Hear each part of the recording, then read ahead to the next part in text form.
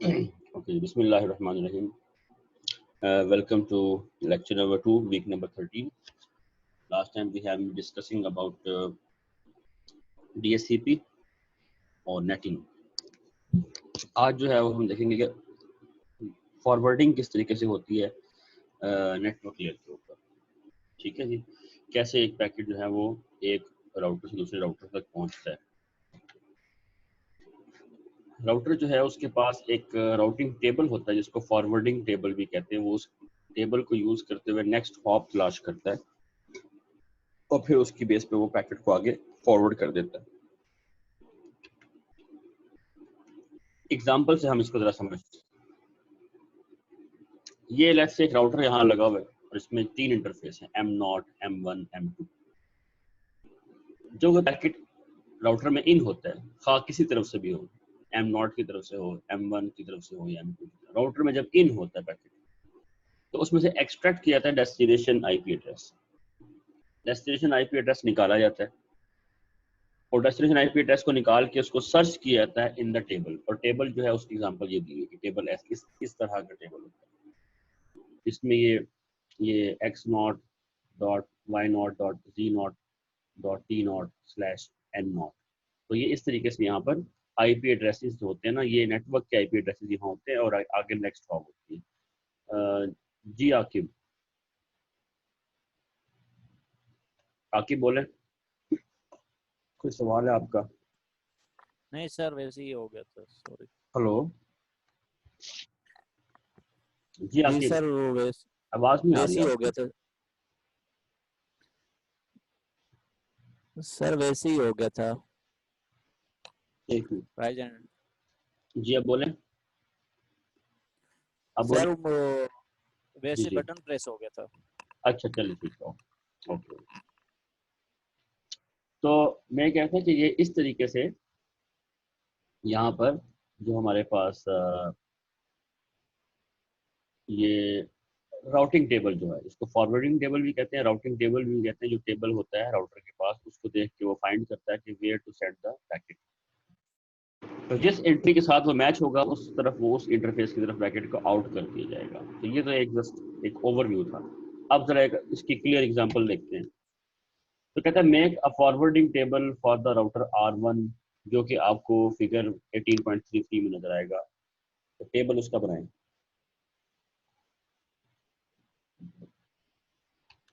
ये टेबल बना हुआ है, लेकिन ये है जी वो R1 का जो टेबल है वो बनाना है. अच्छा, इसमें अगर आप देखें कितने नेटवर्क लगे हुए हैं, एक ये एक ये एक ये और एक ये. पीले ब्लॉक्स हैं, येलो कलर में जो ब्लॉक्स नजर आ रहे हैं आपको, ये एक्चुअली नेटवर्क्स हैं. तो नेटवर्क का आईडी ये है और इस इंटरफेस का आईपी एड्रेस ये वाला है. तो ये आईपी एड्रेस इस इंटरफेस का, ये वाला आईपी एड्रेस. और ये आईपी एड्रेस जो है वो इस इंटरफेस का है, M1 का. और ये वाला जो आपका आईपी एड्रेस है वो इस इंटरफेस का आईपी एड्रेस है. और ये वाला आईपी एड्रेस इस इंटरफेस का आईपी एड्रेस है. और ये वाला आईपी एड्रेस इस इंटरफेस का आईपी एड्रेस है. ये जो है ये नेटवर्क आईडी है, ये भी नेटवर्क आईडी है और ये भी नेटवर्क आईडी है. नेटवर्क आईडी क्या होती है, हमने पढ़ी थी. नेटवर्क आईडी क्या होती है? जो आपके पास आईपी का ब्लॉक होता है उसमें जो सबसे पहला आईपी एड्रेस होता है जिसको हम यूज नहीं कर सकते, वो क्या कहलाता है? वो नेटवर्क आईडी कहलाता है. याद है ना आपको, हमने इस बात की थी. और हमने कहा था कि ये आईपी एड्रेस आप किसी राउटर को, सॉरी किसी कंप्यूटर को असाइन नहीं कर सकते, किसी डिवाइस को नहीं. ये हमने रिजर्व किए हुए हैं, पहला और आखिरी वाला. पहले वाले का हमने कहा था क्या इस्तेमाल होता है जी, वो नेटवर्क आईडी के तौर पे इस्तेमाल होता है, वो नेटवर्क की पहचान होता है. अब वो इस्तेमाल कैसे होगा वो यहाँ पे हम देखते हैं. तो इस पूरे नेटवर्क की जो पहचान है वो ये वाला एक आईपी एड्रेस इस पूरे नेटवर्क की पहचान है. और ये वाला आईपी एड्रेस इस पूरे नेटवर्क की पहचान है. तो जो नेटवर्क आईडी है वो इस पूरे नेटवर्क की पहचान है.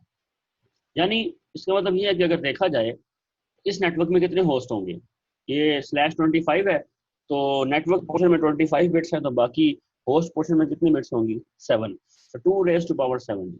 तो 2⁻7 इज इक्वल टू 128 बिट्स. इसका मतलब है कि 128 बिट्स, सॉरी 128 कंप्यूटर जो है वो इस तरफ हो सकते हैं। लेकिन क्या मैं राउटर के अंदर R1 के अंदर वो 128 IP लिखूं? अगर मैं 128 IP एड्रेस लिखता हूं तो ये तो राउटर का साइज, जो राउटिंग टेबल का साइज है, बहुत बड़ा हो जाएगा। और हमारी कोशिश हमेशा ये होती है कि राउटिंग टेबल का साइज जो है वो जितना स्मॉलेस्ट, जितना छोटे से छोटा रहे उतना बेहतर है।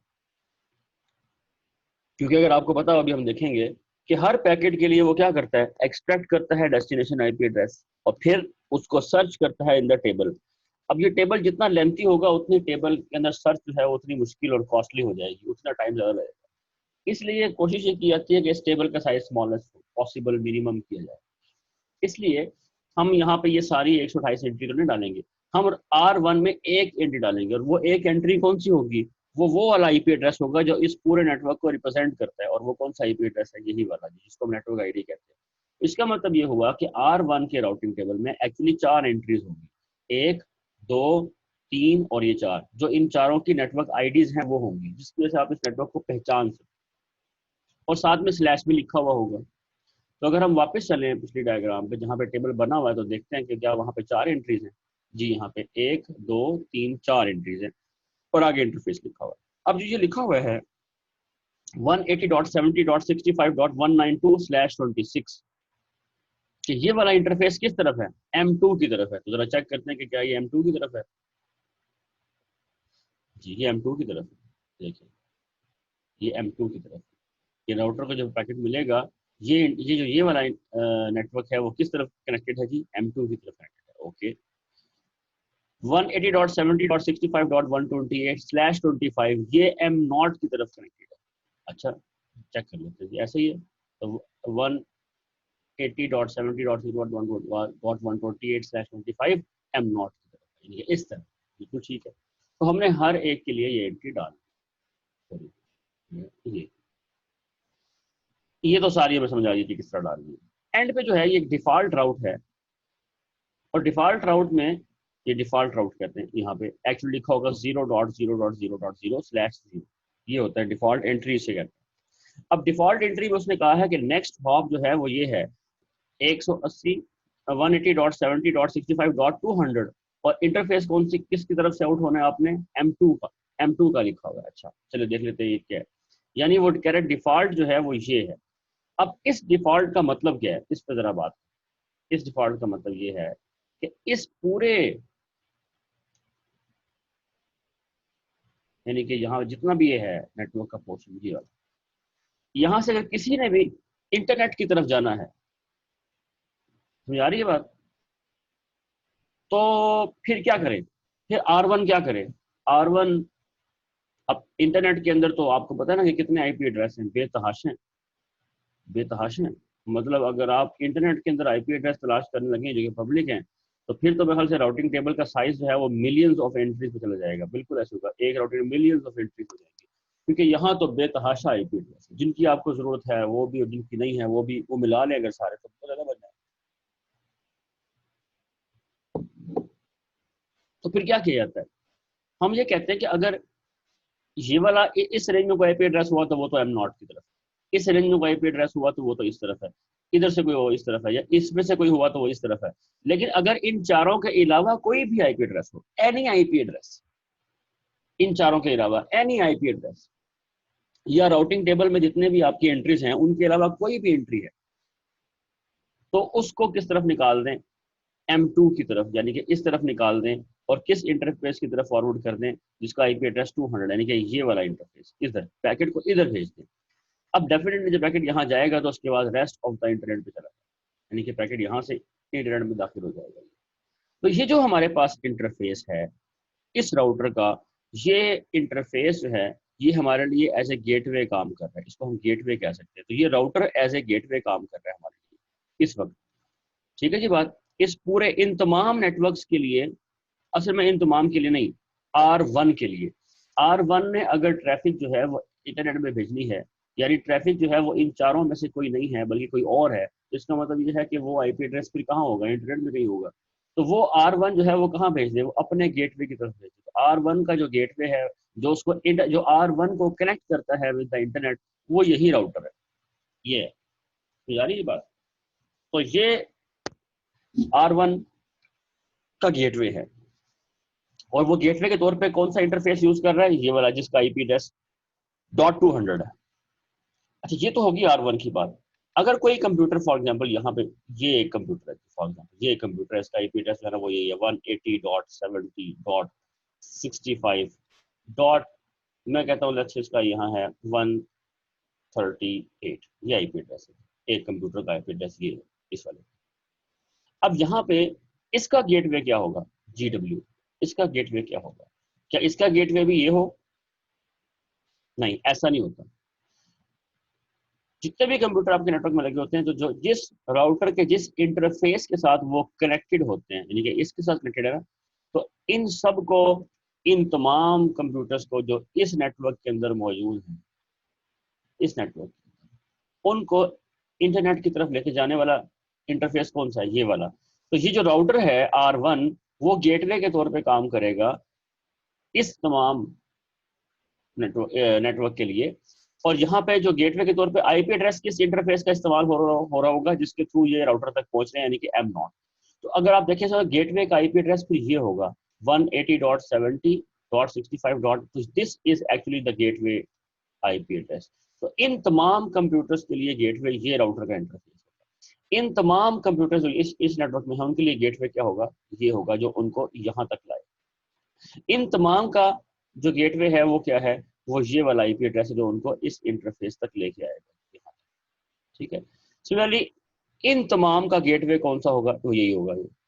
या इसका मतलब ये हुआ कि इन कंप्यूटर्स की जिम्मेदारी है कि वो राउटर तक पहुंचा दें। हाँ, इस राउटर को आगे पता है R1 को कि अगर मैंने इंटरनेट पे जाना है तो मुझे R1 से ट्रैफिक कहाँ भेजनी है, ये मेरा गेटवे ये है, तो R1 फिर आगे भेज देगा। लेकिन इस बात का इल्म इन कंप्यूटर्स को नहीं है जो इन नेटवर्क्स के अंदर है। इन सब के लिए गेटवे कौन है, R1 है।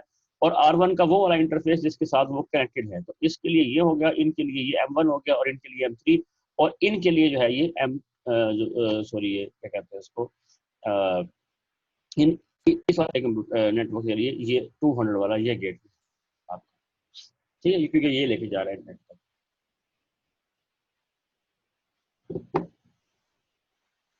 तो ये डेफिनेशन है गेटवे की, कि इसे कहते हैं गेटवे, जो आपको इंटरनेट के साथ कनेक्ट करे। समझ आ रही है। इसका मतलब ये हुआ कि हमारे घर में जो PTCL का राउटर लगा हुआ है जो हमें इंटरनेट से कनेक्ट करता है वो हमारा गेटवे है। जी बिल्कुल, वो हमारा गेटवे है। तो क्या ये इन्फॉर्मेशन हमारे पास होती है? बिल्कुल होती है। जब हम DHCP से कहते हैं कि हमें आईपी एड्रेस हो, मैं भी आपको दिखाता हूँ, हमने कहा था, तो हमने DHCP से DHCP एनेबल्ड, यस, तो ये आईपी एड्रेस में DHCP से मिल रहा है। तो उसने मुझे तो मेरा आईपी एड्रेस बताया, साथ में ये देखे IPv4 डिफॉल्ट गेटवे 192.168.1.1। इसका मतलब ये है कि मेरा जो ये कंप्यूटर है, अगर इसने अपने नेटवर्क के अंदर बात करनी है फिर तो गेटवे इस्तेमाल नहीं होगा। लेकिन अगर गेटवे इस्तेमाल कब होता है, गेटवे तब इस्तेमाल होता है जब आपने ट्रैफिक किसी दूसरे नेटवर्क में भेजनी, तो वो गेटवे से होके जाती है। ये बात बहुत अहम कि इवन मैं आपको यहाँ से डायग्राम से दिखाता हूँ दोबारा से। इवन अगर आप देखें इस वाले नेटवर्क के अंदर से किसी होस्ट ने इधर इनसे कम्युनिकेट करना है, मतलब डिफरेंट नेटवर्क, जरूरी नहीं इंटरनेट, ठीक है, इंटरनेट भी शामिल है इसमें, बिल्कुल शामिल है, लेकिन कोई भी दूसरा नेटवर्क। तो अगर इस नेटवर्क के किसी कंप्यूटर ने किसी दूसरे नेटवर्क से बात करनी है तो डेफिनेटली वो फिर गेटवे से होके जाएगा, राउटर दरमियान में आएगा। दो नेटवर्क्स की बाउंड्री क्रॉस राउटर के बगैर नहीं हो सकती। This is very important. Boundary यानी ये नेटवर्क अलग है, ये अलग है। अब अगर कोई ट्रैफिक, कोई पैकेट यहाँ से कोई होस्ट इधर इस नेटवर्क में भेजना चाहता है तो कभी भी ऐसा नहीं हो सकता कि वो डायरेक्ट यहाँ से भेजे और यहाँ पहुंच जाए। नहीं, दरमियान में एक राउटर जरूर आएगा जो कि आप कनेक्ट करेंगे और फिर वो यहाँ पहुंचे। यानी कि आप जब भी किसी डिफरेंट नेटवर्क के ऊपर ट्रैफिक भेजेंगे तो वहां पे आपको गेटवे से होके जाना पड़ेगा, डिफॉल्ट गेटवे जो भी आपका है। तो इसका मतलब ये हुआ कि जब भी मैं, अगर तो मैं अपने ही नेटवर्क में कम्युनिकेट करूंगा फिर तो मुझे इसकी जरूरत नहीं पड़ेगी। लेकिन जैसे ही मैं किसी दूसरे नेटवर्क पे, चाहे वो इंटरनेट में हो या कहीं मेरे स्विच के साथ ही अटैच हो कोई और नेटवर्क, उस पे मुझे जाना होगा तो मुझे अपना डिफॉल्ट गेटवे यूज करना होगा। वहां मैं ट्रैफिक गेटवे को भेज दूंगा, गेटवे को आगे पता होगा कि ये बेसिकली किस इंटरफेस की तरह है। ठीक है जी, बात ये है। मैं वेरीफाई भी कर लेता हूँ, क्या यही है। इसको जरा हम PTCL के अपने राउटर पे जा रहा हूँ मैं, तो ये देखिए, अगर आप मेरा ये मैंने ओपन किया हुआ है कि अगर आप लैब में जाए तो जहाँ पे DHCP अनेबल्ड और ये सारा लिखा हुआ है, तो ये देखें IP एड्रेस 192.168.1.1, ये मेरे राउटर का IP एड्रेस है जो इसको दिया यार, ये बात, ये IP एड्रेस दिया हुआ है, तो ये IP एड्रेस देखा, ये मेरे राउटर का है। अच्छा, इस तरीके से आपको इन्फॉर्मेशन दी जाती है। तो ये टेबल किस तरह बिल्ड हुआ, ये हमने, तो डिफॉल्ट का मतलब क्या है वो भी हमने देखा कि अगर इन चारों में से कोई है, इन चारों में से कोई है वो तो पता है कि कहाँ कनेक्टेड है, लेकिन अगर आपकी ट्रैफिक इसके इनके अलावा कोई और है, कनेक्टेड नेटवर्क के अलावा कोई और है, तो फिर हम उसे जिस तरफ भेजेंगे वो हमारा डिफॉल्ट राउट कहलाएगा, और वो हमारे पास ये वाला जैसे M2 जिसके जरिए से हम इंटरनेट पे कनेक्ट हो रहे हैं। तो R1 जो राउटर है उसके लिए गेटवे के तौर पर ये इस्तेमाल हो रहा है जो इसको इंटरनेट से कनेक्ट कर रहा है। तो इसका मतलब ये हुआ कि R1 ट्रैफिक को डिफॉल्ट राउट के तौर पर इसकी तरफ भेज देगा, राउटर की तरफ, अपने गेटवे की तरफ भेज देगा। ठीक है, अब इसी चीज को बाइनरी में दिखाया गया, ये जो ये टेबल नहीं है, इस टेबल को बाइनरी में दिखाया गया। बाइनरी में जो दिखाया गया है उसकी एग्जांपल मैं बताता हूँ, ये ज्यादा अप्रोप्रिएट है। उसकी वजह ये होती है कि जब आप मैचिंग करते हैं तो वहां पे बिट्स लेवल पे मैचिंग होती है। तो आपका जो /26 है तो वो 26 बिट्स को मैच करेगा, तो वो बिट्स अगर मैच करती हैं तो जो मैक्सिमम लॉन्गेस्ट, देखिए आपको याद है ना हमने कहा था नेटवर्क आईडी जो होता है, यानी कि वो जो आईपी एड्रेस के दो हिस्से होते हैं, अगर आपको याद हो हमने बात की थी, आईपी एड्रेस के दो हिस्से होते हैं। जी मैं आपको बताता हूँ, ये तो हमने डिस्कस किया हुआ है बहुत अच्छी से। आईपी एड्रेस के दो हिस्से होते हैं, एक हिस्सा नेटवर्क वाला पार्ट होता है जिसको नेटवर्क आईडी कहते हैं, जो कि सेम रहता है, और एक हिस्सा होस्ट वाला होता है जो कि बदलता है। ठीक है, होस्ट वाला पोर्शन बदलता है, एक नेटवर्क के अंदर ये सेम नहीं रहता।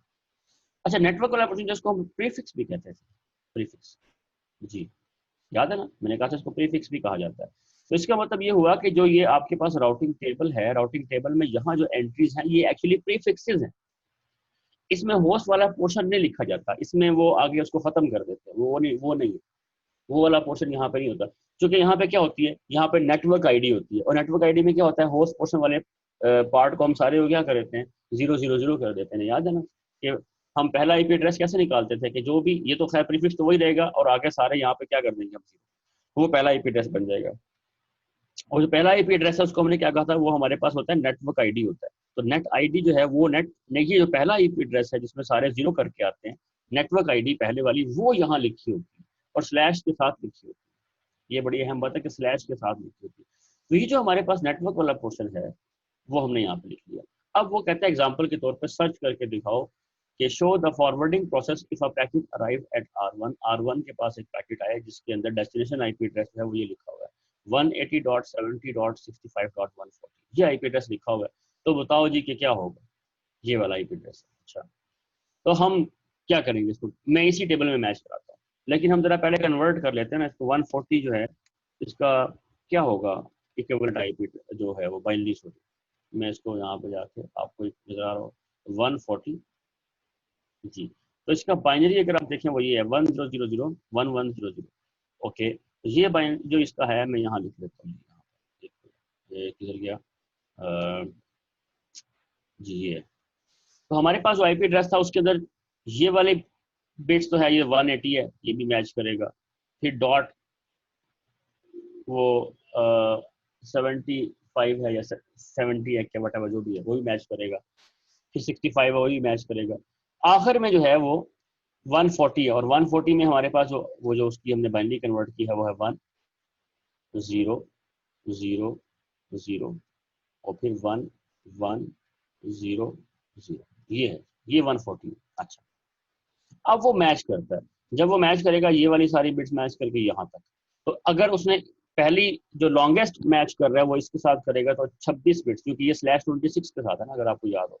तो इसका मतलब है कि अगर इसके साथ मैच करना है तो 26 बिट्स का सेम होना जरूरी है। तो जब उसने यहाँ पे 26 बिट्स को मैच किया तो आप देखें ये 1 1 तो है, लेकिन ये यहाँ पे 0 है और यहाँ 1 है, जिसका मतलब कि ये इसके साथ मैच नहीं हुआ। तो फिर वो नेक्स्ट एंट्री में जाएगा, जब वो नेक्स्ट एंट्री में जाएगा तो नेक्स्ट एंट्री में वो 25 है, /25 है ना जी, ये /25 अगर आपको याद है जी। तो 25 बिट्स को वो मैच करेगा सिर्फ। तो अब देखिए वो मैच हो गया, तो चूंकि ये मैच हो गया है तो वो इसलिए आगे नहीं जाएगा। अगर आप देखें ये मैचिंग हम वहीं पे रोक देंगे जो लॉन्गेस्ट मैच पॉसिबल हो जाए, बस वहीं पे। हमने सबसे पहले लॉन्गेस्ट जो है वो 26 को देखा, वो मैच नहीं हुआ। और ये हमेशा टॉप डाउन होता है, ऊपर से लेके नीचे तक आता है, टॉप डाउन ऐसे आता है, पहले ऊपर से फिर नीचे।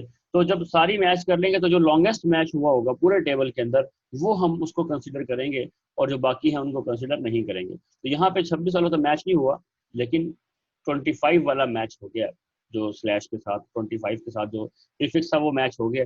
इसका मतलब है जो ये वाला हमारे पास पैकेट आया है उसको हमने किस तरफ निकालना है, एम नॉट की तरफ निकालना है। पैकेट को हम एम नॉट वाले इंटरफेस पर निकाल देंगे। अब हम देखते हैं कि क्या ये वाकई उस तरफ है। देखिए जरा, तो 140 किस तरफ होगा, जरा आप जस्ट बताएं ना रेंज से। देखिए ये है 128 से लेकर कहाँ तक, ठीक है, स्लैश 25 है ना, ये आपको याद है, 128। तो 140 जो है वो देखिए 135 ये है, तो 140 जो है वो इसी नेटवर्क में कहीं आएगा 140। तो अगर इस नेटवर्क में आएगा तो डेफिनेटली R1 को क्या करना चाहिए, उस पैकेट को जो किसी ऐसे कंप्यूटर के लिए आया है जिसका आईपी एड्रेस के आखिर में वो जो है ना 180.70.65.140 है, तो वो कंप्यूटर को यहीं कहीं लगा होगा। इसका मतलब है कि वो कंप्यूटर इस नेटवर्क में कहीं लगा हुआ है यहाँ पे, तो उसको चाहिए कि वो इस तरफ फॉरवर्ड कर दे, तो वो इस तरफ फॉरवर्ड कर देगा पैकेट को। ठीक हो गई ये बात। तो ये है प्रोसीजर आईपी फॉरवर्डिंग का डेस्टिनेशन आईपी की बेस। और टेबल में वो क्या करता है, लॉन्गेस्ट प्रीफिक्स मैच करता है, जिसके साथ वो मैक्सिमम बिट्स मैच कर लेगा उस एंट्री को कंसिडर किया जाएगा, और जिसके साथ मैच नहीं करेगा वो कंसिडर नहीं होंगी। इससे आप पूरे टेबल को वो सर्च करता है और जो उसके साथ लॉन्गेस्ट मैच होता है उसको कंसिडर कर लेता है, और ये टॉप डाउन करता है ऊपर से नीचे तक सबको। ठीक हो गई ये बात। तो यहाँ पे यही बात लिखी हुई है कि वो मैच करता है कि नहीं करता। अच्छा, एड्रेस एग्रीगेशन, ये एक अहम कॉन्सेप्ट है, ये हम देखते हैं ये क्या है, इसको देखते हैं। देखिए यहाँ पे जो आपको नीचे टेबल नजर आ रहा है ये वाला, अगर आप गौर से देखें तो इस टेबल के अंदर R1 का टेबल है जी, वो बता रहा है कि M नॉट के साथ ये 0 वाला इंटरफेस कनेक्टेड है, ये जो है 140.240.7.0। तो स्लैश 26 है ना, तो इसलिए वो आखिरी वाले में ही डिफरेंस आएगा, बाकी तो पिछला सेम रहेगा। ठीक है, अच्छा, स्लैश 26 के साथ ये नेटवर्क 0 के साथ है। 64/26 जो है वो M1 है, 128 स्लैश ये M2 के साथ है, 192 वाला M3 के साथ है, 30 मिनट। और इसके बाद डिफॉल्ट क्या है, वही 0.0.0.0/0 R2 की तरफ है। एड्रेस ऑफ R2 वो जो इस इंटरफेस का आईपी एड्रेस होगा ना वो होता है। याद रखें, जब इंटरफेस लिखते हैं तो अपना लिखते हैं, तो इसलिए इसने कहा कि किस तरफ निकाल दें, M4 की तरफ निकाल दें। तो इसको देखिए R1 के लिए डिफॉल्ट गेटवे जो है वो M4 की तरफ है, तो अपनी इंटरफेस जब लिखते हैं तो इंटरफेस अपना लिखते हैं, और आईपी एड्रेस जो यहाँ लिखा होगा वो नेक्स्ट हॉप का लिखा होगा, यानी कि नेक्स्ट हॉप आईपी एड्रेस। तो इंटरफेस अपना लिखते हैं, यहाँ पे M4 होगा, और आईपी एड्रेस जो है वो इस वाले इंटरफेस का होगा जो वो पता लगा रहे हैं क्या आईपी एड्रेस लिखिएगा। तो ये कि यहाँ पर आईपी एड्रेस होता है नेक्स्ट हॉप का, यहाँ पे इंटरफेस। अच्छा, अब R1 ये 4 एंट्रियां रखी हुई, R2 के पास R2 के पास भी 4 एंट्रियां होंगी। देखिए अगर इस तरह किया जाए तो वही बात है कि नेटवर्क का साइज है वो बहुत, राउटिंग टेबल का साइज बहुत बड़ा हो जाएगा। तो कोशिश हमने कहा था ये होती है कि राउटिंग टेबल का साइज जितना स्मॉल हो उतना बेहतर है। तो अगर आप देखें तो ये 4 जो ब्लॉक हैं आपको यहाँ नजर आ रहे हैं आईपी एड्रेस के, क्या ये सीक्वेंस में है, तो आप देख लें जरा। अब हम अगर यहाँ पे गौर करें तो ये है 140.24.7.0/26। 26 का मतलब क्या होता है, पीछे जो है वो होस्ट पोर्शन में कितनी बिट्स हैं, 6, और नेटवर्क पोर्शन में कितनी बिट्स हैं, 26। तो 6 बिट्स अगर आपके पास हो तो आपके पास कितने होस्ट हो जाते हैं, 2 की पावर 6, 64। तो इसका मतलब है ये जो ब्लॉक है यहाँ भी 64 आईपी एड्रेस है। ठीक हो गया, यहाँ भी 64 आईपी एड्रेस हैं, और यहाँ भी 64 आईपी एड्रेस हैं, और यहाँ भी 64। तो इन चारों में 64 64 64 है। टोटल कितने बन गए, टोटल बन गए 256। जी हाँ, टोटल होस्ट हैं वो इन चारों के मिला के इतने बन गए। इसका मतलब ये हुआ, अच्छा एक बात तो ये है कि टोटल क्या ये सीक्वेंस में है, ये सारे आईपी एड्रेस की जो रेंजेस हैं, ब्लॉक याद है कोई लास्ट टाइम मैंने कराई थी आपको लैब में, हमने कहा था सीक्वेंस में हो तो वो जब आप उसको बेसिकली सबनेटिंग करते हैं तो क्या करते हैं, एक बड़े नेटवर्क के आप टुकड़े कर देते हैं। ठीक है जी बात। अच्छा, उसका उल्ट क्या होगा कि वो जो टुकड़े हैं उनको दोबारा जोड़ दें, लेकिन टुकड़े वही जुड़ेंगे ना जो कंजेक्टिव होंगे, जो एक ही नेटवर्क के टुकड़े होंगे वो भी आपस में जुड़ेंगे। ऐसे तो नहीं है कि एक टुकड़ा किसी और नेटवर्क का ले लें, एक किसी और का नेटवर्क का ले लें, उनको आपस में जोड़ लें, ऐसा नहीं होता। अगर तमाम टुकड़े एक ही नेटवर्क के हैं फिर जोड़ सकते हैं। तो यहाँ पे क्या हो रहा है, क्या हम देखते हैं कि क्या ये कंसेक्टिव है, सीक्वेंस में है। अगर सीक्वेंस में है तो ये जुड़ सकते हैं।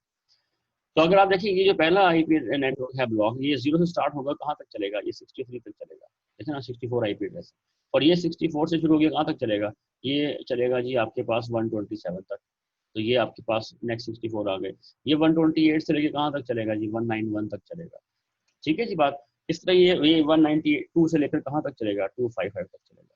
तो अगर आप देखें हमारे पास ये बिल्कुल कंसेक्टिव सीक्वेंस में है, तो हम कह सकते हैं कि हमारे पास जो पहला आईपी एड्रेस है 140, वो ये होगा .24.7.0 स्लैश स्लैश के आगे क्या होगा वो हम देख लेते हैं। आईपी एड्रेस लास्ट क्या होगा, वो होगा 140.224.7 डॉट आखिरी आईपी एड्रेस है वो है 255 स्लैश स्लैश के बाद क्या होगा वो हम देख लेते हैं। अब अगर हम कहें कि ये सारे के सारे हमने कंबाइन कर दिए हैं और ये एक ही नेटवर्क है जो कि स्टार्ट कहाँ से हो रहा है, 0 से हो रहा है, और एंड कहाँ पे हो रहा है, 255, तो कितने होस्ट हैं इसके अंदर, 256। तो इसका मतलब है कि 2⁸ के बराबर है ना ये 256। तो इसका मतलब है कि 8 बिट जो है वो होस्ट वाले पोर्शन में है, तो 24 बिट्स जो है वो नेटवर्क वाले, तो ये /24 होता है, ये /24 है। तो देखिए अगर आप हम 26 से 24 पर आ गए। हमने एक बात कही थी कि अगर आप नेटवर्क में ये जो है, ये जो आपके पास वो होती है कि ये हिस्सा नेटवर्क का है और ये हिस्सा होस्ट का है, तो आप हम कहते थे कि अगर हमने एक नेटवर्क के टुकड़े करने तो हम क्या करते थे, टुकड़े करने के लिए हम इसको इस तरफ लेके जाते थे, तो ये होती थी सबनेटिंग, इसको हम सबनेटिंग कहते थे। ऐसे ही है ना जी बात, ये सबनेटिंग है, सबनेटिंग याद होगा आपको। लेकिन अगर हम इसको वापस ले आए तो ये बन जाएगा एग्रीगेशन, एग्रीगेशन।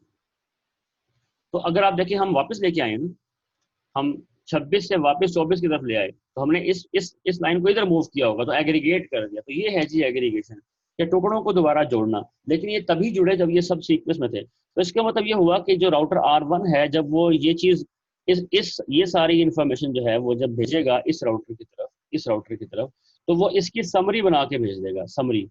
और समरी में क्या होगा, ये समरी में कहेगा जी कि बजाय इसके कि आप ये 4 एंट्रियां लें, आप एक ही एंट्री ले लें, और वो समरी का एड्रेस जो है वो ये है, ये एग्रीगेट हो गया जी, समझा रही बात, ये समरी बना दी। तो इस तरीके से फायदा क्या होगा कि R2 जो राउटर है उसको एक एंट्री रखनी पड़ी कि हाँ ये सारे के सारे जो है 0/24 M0 की तरफ।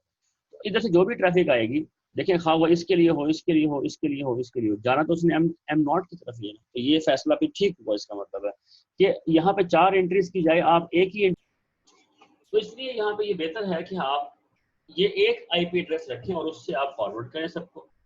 तो इसलिए ये किया जाता है ताकि राउटिंग टेबल का साइज और छोटा हो जाए। लेकिन क्या ये समरी वाला एड्रेस R1 यूज कर सकता नहीं, R1 ये, क्योंकि जिसके साथ कनेक्टेड है वो ये नहीं कर सकता काम, क्योंकि उसको इस बात का ख्याल रखना है कि 0 वाला किस तरफ है, 64 वाला किस तरफ है, 128 वाला किस तरफ है, तो कौन सा टुकड़ा किस तरफ है, ये तो उसको ख्याल रखना है। तो इसलिए वो तो सिर्फ 4 एंट्रीज जो है वो एंड राउटर को रखनी होंगी जिसके साथ वो कनेक्टेड है। इसके अलावा आपके इंटरनेट में जितने भी राउटर होंगे उन सबको बजाय इसकी कि इतनी सारी एंट्री रखें, वो एक ही एंट्री रखें, एग्रीगेशन। तो राउटर जो है वो एग्रीगेशन करते हैं और एक दूसरे को समरीज भेजते हैं। ठीक है जी बात, ऑटोमेटिक ये समरी हो जाती है, ये करना नहीं पड़ता, ये खुद ब खुद समरी को कैलकुलेट कर लेते हैं और भेज देते हैं। सम टाइम आपको समरी बनानी पड़ती है, समटाइम्स, तो जहां बनानी पड़ती है फिर वहां आप केयरफुली बनाएंगे। और ऐसा हुआ है इंटरनेट में एक दफा किसी शख्स ने ये समरी जो है वो गलत बना के इंटरनेट पे अपलोड की, तो पूरा मतलब जो एशिया पैसिफिक का जो रीजन था वो कट ऑफ हो गया, एक गलत एंट्री से राउटिंग टेबल में, वो समरी गलत थी और वो सारी ट्रैफिक किसी और तरफ चल पड़ी। तो इसलिए बहुत केयरफुली बनानी पड़ती है समरी। तो जहां तक वो ऑटोमेटिकली बनाता है तो वो तो ठीक बनाएगा, लेकिन पता होना चाहिए कि वो उसने क्या बनाई और सही बनाई या गलत बनाई। तो कभी कभी ये भी होता है कि हम राउटर की बनाई समरी पे बात नहीं करते, हम खुद बनाते हैं, क्योंकि राउटर जो है वो समटाइम्स कुछ ऐसी चीजें कर लेता है जिसकी वजह से प्रॉब्लम हो सकता है। फॉर एग्जाम्पल क्या इशू हो सकते हैं, अभी हम एग्जाम्पल एक और देखते हैं, वहां से देखते हैं उस बात को समझते हैं।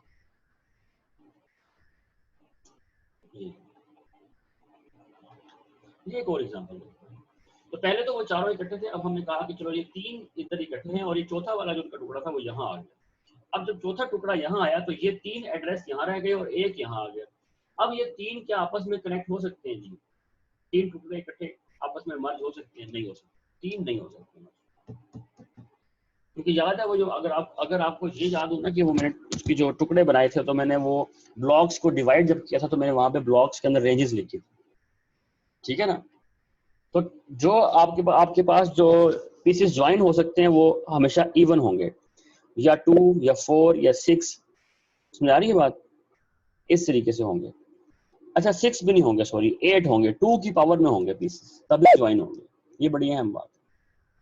पीसेस जब भी ज्वाइन होंगे 2 की पावर में होंगे, या 2 ज्वाइन होंगे, या 4 होंगे, या 8 होंगे, ठीक है जी बात। तो फिर अब यहाँ पे क्या किया जाएगा? इसका मतलब ये होगा कि अगर आप कंबाइन करना चाहें तो इन दोनों को कंबाइन कर सकते हैं, 1 और 2 को, यानी कि 0 64 को, इसको कंबाइन कर और इसको /25 कर लें, इसको किया जा सकता है। और फिर इसको /26 कर लें, ये अकेला रहेगा ऐसे ही। अब चूंकि यहाँ पे ये R1 की बात होगी, तो R1 ने तो खैर वो तीनों एंट्रियां रखनी है क्योंकि R1 के साथ तो वो कनेक्टेड है। अब R1 जो इसको भेजेगा समरी, वो क्या भेजेगा वो जरा देखिए। यहाँ पे 140.24.7.192 ये इसके साथ कनेक्टेड है, तो इसने R2 ने अपने राउटिंग टेबल में ये एंट्री डाली हुई है पहले से, ये है। अब बाकी जो है वो तीनों वो इस तरफ हैं, तो इसने यहाँ पर भी समरी डाली हुई है 140.24.7.0/24। इस लिहाज से अगर देखा जाए तो फिर ये वाला टुकड़ा भी इस तरफ है, ऐसे ही है ना? लेकिन इसकी वजह से कोई मसला नहीं होगा। क्यों मसला नहीं होगा? कि इसलिए कि मैं यहाँ से आपको एग्जांपल के तौर पर समझाता हूँ कि लेट से यहाँ से एक पैकेट इन हुआ और उसके अंदर वो जो आईपी एड्रेस था वो था 140.24.7, ठीक है जी बात, .7, और 7 के बाद जो है यहाँ पर था 130 पर।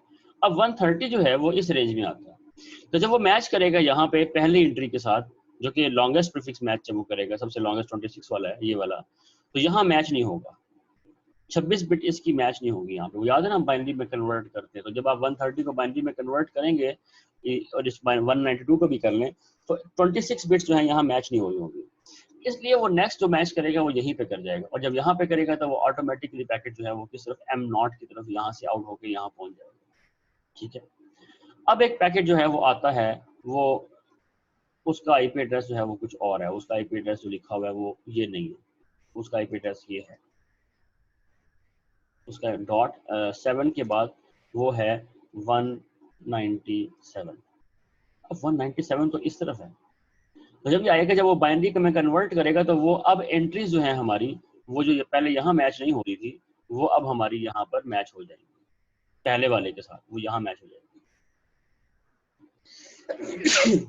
तो इसलिए लॉन्गेस्ट प्रीफिक्स मैच की वजह से, क्योंकि हम वो लॉन्गेस्ट मैच देखते हैं, देखिए मैच तो वो यहाँ भी हो रही है, ऐसी बात नहीं है, लेकिन जो लॉन्गेस्ट मैच है वो ये है, तो फिर इसको डिस्कार्ड कर दिया जाएगा। देखिए मैं वही बात कर रहा हूँ, यहाँ पे मैच हो रही है, 24 बिट्स जो है वो यहाँ भी मैच होंगी, लेकिन यहाँ 26 बिट्स मैच हो गई, तो 24 के मुकाबले में 26 को हम प्रेफरेंस देंगे कि यहाँ पे 26 बिट्स जो मैच हुई है, लॉन्गेस्ट मैच यही है, तो लॉन्गेस्ट प्रीफिक्स मैच वो ये है। तो इसलिए हमने वो कहा था ना, जो हमने भी बात की है कि वो जो प्रीफिक्स क्या होता है, वो नेटवर्क आईडी को प्रीफिक्स कहते हैं, वो जो हम लाइन लगाते हैं उसकी इस तरफ वाला जो पोर्शन होता है नेटवर्क वाला, वो प्रीफिक्स भी कहलाता है। तो लॉन्गेस्ट प्रीफिक्स मैच जो है वो बेसिकली 26 बिट्स का होगा, तो वो यहाँ पे निकाल देगा। अच्छा यहाँ से एक इशू हो सकता है, जो गड़बड़ असल में क्या हो सकती है यहाँ से, जो मेन प्रॉब्लम जो हो सकती है वो ये है कि लेट से ये वाला इंटरफेस जो है ना आप शट डाउन कर देते हैं, ये आपने शट डाउन कर दिया, और फिर क्या होगा, ये एंट्री राउटिंग टेबल से निकल जाएगी क्योंकि आपके पास ये अब नेटवर्क अवेलेबल नहीं है। अब एक पैकेट आता है जी, अब एक पैकेट आपके पास आता है यहाँ से, और उसमें होता है 140.24.7.197, जो वही पहले वाला पैकेट दोबारा आता है। अब वो जब मैच करेगा तो ये एंट्री तो है ही नहीं, तो वो यहाँ मैच होगी, तो वो इस पैकेट को जो पोटेंशियली यहाँ जाना चाहिए था, लेकिन नेटवर्क क्योंकि डाउन चला गया, तो वो इस तरफ भेज देगा। अब इसका मतलब ये हुआ कि ये असल में हुआ क्या, यहाँ अगर कोई और इस पैकेट को रिसीव कर, क्योंकि ये इस यहाँ तो कोई भी नहीं है, ये तो रेंज ही यहाँ एग्जिस्ट नहीं करती, तो पैकेट डिस्कार्ड हो जाएगा। तो पैकेट तो डिस्कार्ड हो रहा है, पॉजिटिव अगर सेंस में देखें तो डिस्कार्ड हो रहा है, ठीक है। लेकिन इसका एक डाउन साइड भी है कि एक बंदा जिसने ये राउटर R2 जो है इसको हैक कर दिया और उसने जानबूझ के इसको शट डाउन किया, उसे और कुछ नहीं करना, उसने सिर्फ इसको शट डाउन करना है। जब उसने शट डाउन किया इस इंटरफेस को, तो ये ऑटोमेटिकली क्या हुआ, ये सारा ट्रैफिक यहाँ आ गई, इस नेटवर्क की भी यहाँ आ गई। जब यहाँ आएगी तो यहाँ बैठ के उसको स्नूप कर सकता है और पैकेट सारे के सारे कैप्चर कर सकता है और उनके ऊपर कोई भी वो एक्शन परफॉर्म कर सकता है। तो इसलिए ये जो है इतना अच्छा डिजाइन नहीं है, ऐसा नहीं होता। हम आमतौर पे जो कंजेक्टिव ब्लॉक होते हैं उनको एक साथ रखते हैं ताकि वो अच्छी तरीके से एग्रीगेट भी हो सके, और इस तरह डिसकनेक्टेड या डिसजॉइंट नहीं रखते उनको हम, ठीक है, आपस में क्लोज रखते हैं ताकि वो आपस में ज्वाइन हो सके। तो ये इंपॉर्टेंट बात थी। अच्छा, ये तो एक बात हो गई कि किस तरीके से लॉन्गेस्ट मैच जो है वो मास्क की जो मैचिंग होती है उससे फायदा होता है, लेकिन इसमें नुकसान भी है। तो इसलिए हम क्या करते हैं कि हम उनको कंजेक्टिव रखते हैं, साथ साथ रखते हैं, विसिनिटी क्लोज विसिनिटी में रखते हैं। आगे चलते हैं। तो ये बात एक और है, तो कहता है कि एग्जांपल के तौर पे वो यहाँ कह रहा है कि एग्जांपल के तौर पे hierarchical routing, let us consider figure 18.36। A regional ISP is granted 16,384 addresses, जो कि स्टार्टिंग एड्रेस उसका ये है, लेकिन वो रीजनल ISP उसको 4 हिस्सों में डिवाइड करता है और हर टुकड़ा जो है वो 4096 का है। तो इस तरीके से वो आपस में डिवाइड करके चलते हैं। तो जैसे हमने कहा था एग्रीगेशन जो होती है वो कैसे होती है। तो जो आपका रीजनल ISP है जो कि रेस्ट ऑफ द इंटरनेट से कनेक्ट होगा, उसके पास /18 का IP एड्रेस होगा जो कि ये है। तो टोटल जो है वो 16,000 है। लेकिन फिर ये उसको क्या करता है कि 4 टुकड़े कर लेता है। अब जब 4 टुकड़े करेगा तो 4 टुकड़े करने के लिए हमें कितनी बिट्स आगे आना होगा, 18 से 2 बिट्स आगे आना होगा, तो /20 के बने। तो ये 4 जो आपके पास ब्लॉक बने हैं /20 के, उसमें से पहला जो स्टार्टिंग एड्रेस है वो तो वही होगा ना 64.0 से देखिए। अब इसमें अगर आप 4096 ऐड करें तो ये बन जाएगा 80.0, ठीक है। फिर उसमें अगर आप ये ऐड करें 4096 तो बन जाएगा 96। तो ये बेसिकली स्टार्टिंग एड्रेस लिखा हुआ है हर ब्लॉक का, और बताया गया कि हर ब्लॉक में कितने कितने एड्रेस है। अच्छा, ये हमने लोकल ISP 1 को दे दिया, 2 को, 3 को, ये अनयूज्ड है। लोकल ISP 1 ने अगर आप देखें फर्दर जो है इस /20 को /23 में कन्वर्ट किया, यानी कि इसके फर्दर टुकड़े किए। अब ये कितने टुकड़े होंगे अगर आप देखें, ये 3 ये 20 है ना और ये 3 है, तो 3 बिट्स हैं, तो 2⁻³ कितना होता है 8। इसमें यहाँ पे 8 पीस होंगे। तो आप देखिए ना ISP 1 2 3 4 7 8, तो ये 8 है दिखाया, ये पहला और ये आखिरी है, वो दरमियान वाले 7 नहीं दिखाए, 6 नहीं दिखाए, ठीक है ये बात। लेकिन ये है हाँ, तो इसने जो जो आपके पास 4096 था उसके भी 8, तो अब हर पीस जो है वो 512 बिट्स उसमें IP एड्रेस है। और ये उसने आगे IP स्मॉल ISP को असाइन कर दिया। स्मॉल ISP ने फर्दर उसके कितने हिस्से किए अगर आप देखें यहाँ पे, तो ये तो देखें आप, ये मतलब 23 से वो कहाँ पे आ गया, 30 पे आ गया, तो 7 का डिफरेंस है। यानी कि इसने अच्छे खासे इसके मतलब बिल्कुल स्मॉल स्मॉल पीस कर दी, तो एंड पे आके वो ये सेल कर रहा है, ठीक है। तो इस तरीके से एग्रीगेशन होती है कि आपके जो जो बिल्कुल आपके लो लेवल के ISP होते हैं उनके पास स्मॉल रेंज के नेटवर्क्स होते हैं जिनको वो डील कर रहे होते हैं। उनके पीछे जो एक आपका लोकल ISP होता है, यानी कि जो आप मीडियम लेवल का ISP होता है, वो बेसिकली नेशनल लेवल का ISP होता है, वो आपके थोड़े से दरमियाने साइज के टुकड़ों को। और एक होता है रीजनल ISP जो बड़े बड़े ISP होते हैं, जो कंट्री लेवल पे डील करते हैं, वो हमेशा बड़े बड़े ब्लॉक्स को डील करेंगे। उनमें आपको ये /26 27 ये इस तरह नजर नहीं आएंगे। वहाँ पे ये आपको ब्लॉक जो है ना बड़े बड़े, यानी कि वहाँ पे स्लैश के आगे वैल्यू थोड़ी कम होगी, नेटवर्क पोर्शन में वैल्यू कम होगी, /18 /16 /20 ये स्लैश जो है ना 12 इस तरह नजर आएंगे आपको बड़े बड़े ब्लॉक्स, ठीक है जी बात। तो जितना ये स्लैश के आगे नंबर बड़ा होगा उतना स्मॉल वो बेसिकली ब्लॉक होता है, जो सारी बात है हमें पता है कि नेटवर्क पोर्शन में ज्यादा बिट्स आ गई तो होस्ट पोर्शन में कम आएंगे। तो इसलिए यहाँ पे जो इंटरनेट के अंदर जो रीजनल ISP होते हैं बड़े बड़े ISP, वहाँ पे वो बड़े बड़े नेटवर्क से डील करते हैं, वहाँ पे स्लैश की वैल्यू काफी छोटी होगी स्लैश के आगे, तो नेटवर्क का साइज बड़ा होगा, ठीक है। अब ये तो हो गई बात एक कि हमारे पास जो हम ये जो हम फॉरवर्डिंग करते हैं बेस्ड अपॉन टेबल, वो क्या होता है कि वैसे होता है कि जब कोई IP एड्रेस आता है तो हम उसको पूरे टेबल में मैच करते हैं। तो ये not not not found not found not found, और यहाँ पे आके वो एंट्री मैच करेगी, तो फिर हमने कहा ठीक है अब पैकेट आगे चल जाएगा, ठीक है, तो चल गया। नेक्स्ट हॉप जो है वो 2 है, तो यहाँ से स्टॉप। लेकिन अगर आप देखें तो हमने कितनी ज्यादा मैचिंग की, और अगर टेबल के अंदर जो है एंट्री बहुत ज्यादा हो, जबकि आमतौर पर इंटरनेट के अंदर जो राउटर होते हैं उनके अंदर एंट्रीज जो है वो मिलियंस में होती है, तो फिर क्या मैकेनिज्म निकाला जाए कि ये तरीकाकार फास्ट हो जाए। तो मैंने इसके लिए जो है बेसिकली मेरा MS का थीसिस यही था, मैंने इसके लिए एक नया वो बनाया था, मतलब एल्गोरिदम जो है उसको मैंने GPU बेस्ड एल्गोरिदम बनाया था, पैरेलल एल्गोरिदम, जहाँ पे हमने ये सर्च को फास्ट किया था ताकि ये जल्दी से मैच हो जाए। और ये राउटर का ये टाइम, क्योंकि अगर आप देखें ना हर पैकेट के लिए उसने ये मैचिंग करनी है, तो this is a very hectic job, इसलिए वो हम कोशिश करते हैं कि ये सब मैच हो जाए, कोई यहाँ पे रहे ना, और जल्दी से मैच हो जाए। तो फास्ट मैच के लिए, फास्ट लुकअप के लिए हम यहाँ पे हार्डवेयर असिस्टेड जो है ना वो एल्गोरिदम यूज करते हैं। तो हमने जो है वहाँ पे जीपीयू को यूज किया था। खैर, तो कहने का मतलब ये है कि यहाँ पे फास्ट आई है। तो इसके लिए एटीज के अंदर एक अल्टरनेट सोल्यूशन भी दिया गया कि बजाय इसके कि हम इस तरीके से करें, हम लेबल की बेस पे भी स्विचिंग कर सकते हैं। तो वो इस तरीके से होगा कि आपके पास जो पैकेट आएगा उसमें लेबल लगा होगा 0004, ये एक टेबल का इंडेक्स होगा। तो आप डायरेक्ट जाएंगे 004 वाली एंट्री पे, देखिए आप आपको सबको मैच नहीं करना, यहाँ पे इंडेक्स दिया हुआ, वहां से पता लगा कि आपने इस पैकेट को इंटरफेस नंबर 2 पे आउट करना है और लेबल जो लगाना है वो 0012 लगाना है। तो वो इस तरह 0012 टेबल लगाकर पैकेट को आउट कर देंगे। ये देखिए, तो लेबल चेंज कर दिया। अब जब नेक्स्ट आएगा तो वहां पे फिर वो अपने इस तरह, तो ये लेबल स्विचिंग जो है ना, इसमें हमने काम वही किया कि फास्ट कर दिया सर्चिंग वाले प्रोसेस को। ये भी एक, और इसको इसे काफी पजीराई मिली और ये काफी इस्तेमाल होता है इंटरनेट के जरिए भी। लेकिन इसका मतलब ये नहीं है कि हमें आईपी की जरूरत नहीं पड़ेगी, और वो ये सब कुछ उसी की बेस पे होता है। तो पहले आपके पास राउटिंग टेबल की बेस के ऊपर ये टेबल बनता है। जैसे अगर आपको याद हो, हमने कहा था वो जो पैकेट स्विचिंग होती है, वो जो हमने कहा था कनेक्शन ओरिएंटेड के अंदर, तो वहां पे जो एक लॉजिकल पाथ बनता है बिटवीन सोर्स टू डेस्टिनेशन, वो आईपी की बेस पे बनता है। तो यहाँ भी जो ये लेबल्स आप असाइन कर रहे हैं आईपी की बेस पे करेंगे, लेकिन जब एक बार कर लेंगे उसके बाद फॉरवर्डिंग आपकी बड़ी स्मूथ होगी और बड़ी फास्ट होगी।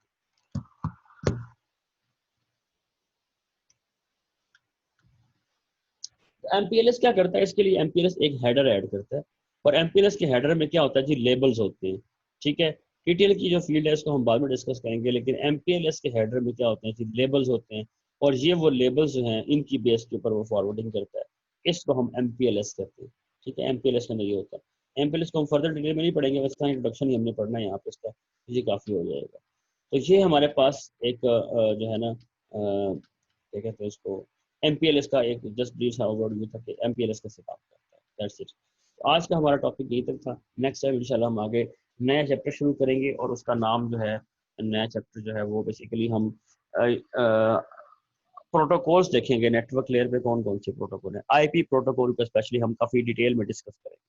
तो आई होप कि आपको समझ आया होगा। एनी क्वेश्चन जी आज के लेक्चर से, कोई सवाल जी प्लीज।